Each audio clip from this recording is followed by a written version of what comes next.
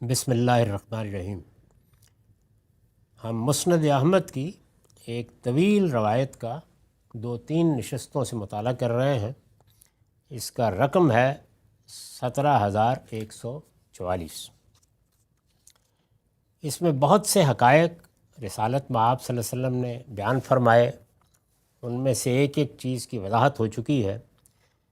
آخری اور اہم ترین چیز یہ تھی کہ رسالت مآب صلی اللہ علیہ وسلم نے اس میں تنبیہ فرمائی کہ میرے بعد سیاسی اختلافات پیدا ہو جائیں گے۔ اور بھی بعض روایتوں میں آپ نے متنبہ فرمایا، اور یہ ضروری تھا اس لیے کہ اپنے بعد کے بارے میں جو حالات بھی پیش آئیں گے اس میں لوگوں کو کیا کرنا ہے، کیا رویے ہونے چاہیے، کیونکہ یہ دین تو عالمی سطح تک پہنچنا ہے۔ تو اس میں اگر فوراً بعد کوئی سیاسی خلفشار ایسا پیدا ہو جاتا کہ مسلمانوں کی جمعیت ہی پارا پارا ہو جاتی تو کون پہنچاتا اور کہاں سے پہنچتا، پھر 10 سوالات پیدا ہو جاتے۔ تو آپ نے متنبہ فرمایا کہ بڑے اختلافات دیکھو گے۔ میں عرض کر چکا ہوں کہ یہ اختلافات ابتدا میں پیدا ہوئے تو خوارج کی طرف سے ہوئے، یہ شیعان علی اور شیعان معاویہ کی طرف سے پیدا ہوئے۔ تو دونوں صورتوں میں یہ اصل میں سیاسی اختلافات، یعنی شروع میں اس میں کوئی مذہبی پہلو نہیں تھا، سیاسی اعتبار سے لوگوں نے ایک بات کو پسند کیا، ایک کو ناپسند کیا، اور سیاسی اختلافات ظاہر ہے کہ بعض اوقات بڑے جذباتی مناظر پیدا کر دیتے ہیں، ہو گئے اس کے نتیجے میں، لیکن بتدریج مذہبی اختلافات میں تبدیل ہو گئے۔ تو مسلمانوں کے ہاں بھی اور مسیحیوں کے ہاں بھی اگر آپ ان کی تاریخ پڑھیں، اور بلکہ یہود کے یہاں بھی ایسا ہی ہوتا ہے، سیاسی اختلافات سیاسی نہیں رہتے، کچھ نہ کچھ لوگ اس میں، اور لیڈر حضرات خود آگے بڑھ کے مذہب کا پیوند لگانا شروع کر دیتے ہیں۔ اس کا نتیجہ یہ نکلتا ہے کہ پھر وہ سیاسی اختلافات فرقوں کی شکل میں تبدیل ہو جاتے ہیں۔ تو ایسا ہی ہوا، حضور نے اس کے بارے میں متنبہ فرمایا تھا۔ آپ نے اس کے بعد کہا کہ تمہیں کرنا کیا ہے۔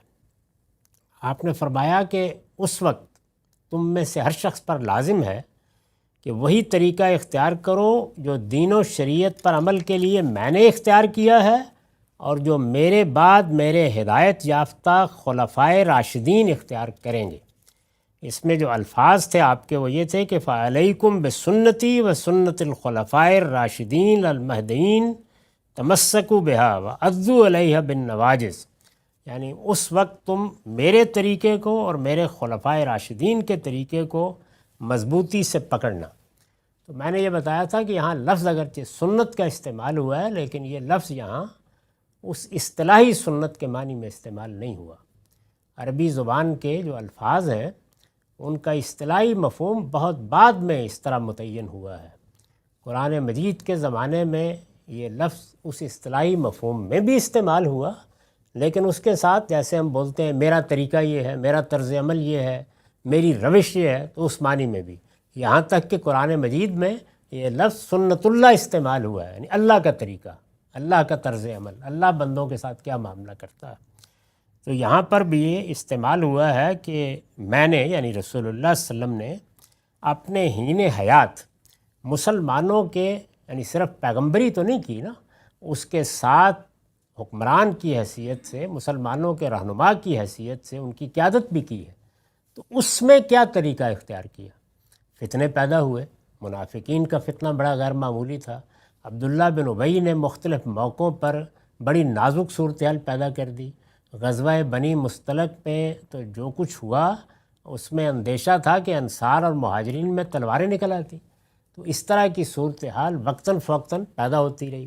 یہود نے بڑے فتنے پیدا کیے، وہ مدینے میں تھے، ان کے ساتھ معاہدات ہو گئے تھے، اور ایک شہر میں رہتے ہوئے جب ان معاہدات کی انہوں نے پہلے تو یعنی ظاہر میں تو کچھ پابندی کی، لیکن باطن میں پہلے دن ہی نہیں کی، اور پھر ظاہر میں بھی خلاف ورزیاں شروع کر دیں، تو اس سے اجتماعی زندگی یا نظم اجتماعی میں رسالت مآب صلی اللہ علیہ وسلم کو بڑے فتنوں کا مقابلہ کرنا پڑا ہے۔ ان فتنوں کی تفصیلات قرآن مجید میں موجود ہیں۔ منافقین نے وہ نوبت پہنچا دی کہ جس میں خود حضور کا اپنا گرانہ ہدف بن گیا، ازواج مطہرات کے لیے کوششیں شروع ہو گئیں کہ کوئی اسکینڈل بنا دیا جائے۔ سیدہ کے بارے میں بھی جس طرح کے روایتوں میں تفصیلات آتی ہیں ایک ایسی تہمت تراش دی گئی، تو یہ سب چیزیں ہوتی رہیں۔ اس موقع پر رسول اللہ نے جو طریقہ اختیار کیا، یعنی کیا رد عمل کی نفسیات میں مبتلا ہو گئے، کوئی ایسا اقدام کر ڈالا کہ جس نے ساری وحدت پارا پارا کر دی؟ یہ معلوم ہے کہ خود سیدہ کے بارے میں جب یہ تہمت کا معاملہ ہوا تو آپ نے کچھ بات کی کھڑے ہو کر مسجد میں توجہ دلانے کے لیے، تو اوس اور خزرج کے درمیان جس طرح کے کچھ بحث و مباحثے کی صورت پیدا ہو جاتی ہے وہ ہو گئی۔ یہ قبیلے تھے، یعنی وہ لوگ اپنی قبائلی حمیت میں صورتحال کا بعض اوقات اندازہ نہیں کر پاتے تھے۔ تو یہ جو صورتحال پیدا ہوئی، اس میں نے کیا رویہ اختیار کیا؟ تو آپ نے فرمایا کہ اس کی پیروی کرنا، یعنی وہ رویہ کیا تھا؟ صبر، تحمل، معاملے کا جائزہ لینا، فوری اقدام سے گریز کرنا، جذباتی اقدامات کرنے سے بچنا، چیز کو اس کے نتائج اور عواقب کے لحاظ سے دیکھنا۔ کوئی فتنہ پیدا کرنا ہو تو لیڈرشپ یا قیادت کی ذرا سی غلطی آگ بھڑکا دیتی ہے۔ تو یہ فرمایا کہ میں نے کیا طریقہ اختیار کیا تھا، یعنی وہ موقع بھی آیا تھا کہ جب غزوہ بنی مستلق سے واپسی پر جب شدید گستاخی کی ہے اور شدید فتنہ برپا کیا عبداللہ بن ابی نے، وہ الفاظ نقل کیے ہیں قرآن مجید نے سورہ منافقون میں جو اس نے کہے تھے، ان کو پڑھنا مشکل ہے، لیکن بہرحال حضور کو اس کے بیٹے نے آ کے کہا کہ اب میں اپنے باپ کی گردن مار دوں، تو آپ نے فرمایا کہ نہیں، لوگ کیا کہیں گے کہ محمد اپنے ساتھیوں کو قتل کروا رہا ہے۔ تو اس لیے ہر موقع پر ایک صبر، تحمل اس سے کام لیا گیا۔ تو ایک یہ فرمایا کہ اس کا تم بھی خیال کرنا، کیونکہ جیسے ہی کسی معاملے میں، خاص طور پر سیاسی معاملے میں آستین چڑھا کے میدان میں آؤ گے پھر جنگ ہی ہوگی، روکنا ممکن نہیں ہوتا۔ اور پھر اس کے بعد ظاہر ہے کہ آپ کو یہ خبر دی گئی ہوگی کہ آپ کے بعد ایسے لوگ آئیں گے کہ جو بالکل آپ کے طریقے پر سیاسی معاملات کو سنبھالیں گے، جیسے کہ ثقیفہ بنی ساعدہ میں جو فتنہ پیدا ہونے کا امکان ہوا، اور وہ معمولی نہیں تھا، یعنی انصار کا شہر تھا، انصار نے لوگوں کو بلایا تھا، انصار نے دعوت دی تھی، انصار کی حمایت اور نصرت سے وہ عظیم کامیابی حاصل ہوئی تھی، یہ سب کچھ انہوں نے کیا تھا۔ اب کہا یہ جا رہا تھا کہ اقتدار انصار کو نہیں ملے گا، وہ اقلیت میں ہے۔ یہ صورتحال بڑے فتنے کا باعث بن سکتی تھی اور بنتی رہ گئی۔ ثقیفہ میں ابھی حضور کی تدفین بھی نہیں ہوئی تھی، تو اس موقع پر حضرت ابو بکر نے، حضرت عمر نے کیسے آگے بڑھ کر اس فتنے کو درست کرنے کی صحیح کی۔ تو یہ ظاہرہ آپ کو اعتماد تھا، تو آپ نے فرمایا کہ میرا طریقہ اور میرے بعد جو لوگ میرے جانشین ہوں گے ان کا طریقہ، یعنی وہ بھی تمہارے سامنے یہی روایت رکھیں گے۔ تو یہ آپ نے اس موقع پر گویا ارشاد فرمایا۔ اس پر میں نے لکھا ہے، یعنی وہ لوگ اختیار کریں گے جو نظم اجتماعی کی اس ذمہ داری کو ادا کرنے میں میرے جانشین بنیں گے جو اس وقت میں نے اٹھا رکھی۔ یہاں خلفائے راشدین کا مطلب یہ ہے۔ اس سے ظاہر ہے کہ وہ جلیل القدر صحابہ کرام مراد ہوں گے جو آپ کے فوراً بعد اس ذمہ داری کو ادا کرنے کے لیے منتخب کیے گئے، اور اجتماعی معاملات میں جن کا طرز عمل ٹھیک منہاج نبوت کے مطابق رہا، یعنی انہوں نے بھی ویسی ہی حکومت چلائی۔ چنانچہ خلفائے راشدین کی جو تعبیر اس روایت میں نبی صلی اللہ علیہ وسلم نے اختیار فرمائی ہے، وہی اب ان کا تعارف ہے، یہ تعارف بن گیا ان کا، اور یہ یہیں سے آئی ہے یہ ترکیب۔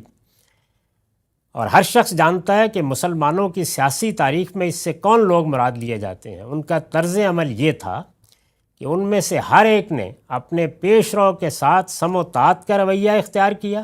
بڑے لیڈر تھے، ایک منتخب ہو گیا، دوسرے نے بغاوت نہیں کی، سم و طاعت کا رویہ اختیار کیا، اور اپنے زمانہ حکومت میں دین کے محکمات کی اس شان کے ساتھ حفاظت کی کہ ادنا درجے میں بھی کوئی بدعت اس میں راہ نہیں پا سکی۔ یہ کام انہوں نے کیا۔ صاف معلوم ہوتا ہے کہ نبی صلی اللہ علیہ وسلم کو اللہ تعالیٰ کی طرف سے اس کا علم وحی کے ذریعے سے دیا گیا تھا۔ آپ نے ان کے طرز عمل کی پیروی اختیار کرنے کی یہ ہدایت اسی بنا پر فرمائی ہے۔ چنانچہ دین و شریعت کو ہر طرح کی آمیزش سے پاک رکھنے اور نظم اجتماعی کے معاملات میں ان پر عمل کے لیے آپ کا اور آپ کے خلفائے راشدین کا یہی طرز عمل اب قیامت تک کے لیے مسلمانوں کے لیے اسوہ حسنہ ہے۔ تو حضور نے یہ تعلیم دی کہ میرے بعد نظم اجتماعی کے معاملات میں اس رویے کو دیکھا جائے جو میں نے اختیار کیا یا جو میرے بعد میرے جانشین اختیار کریں گے، یہ نصیحت فرمائی۔ اس کے آخر میں پھر ایک اور بڑی نصیحت ہے، اس پر ہم انشاءاللہ اگلی نشست میں بات کریں گے۔ وآخر دعوانا الحمدللہ۔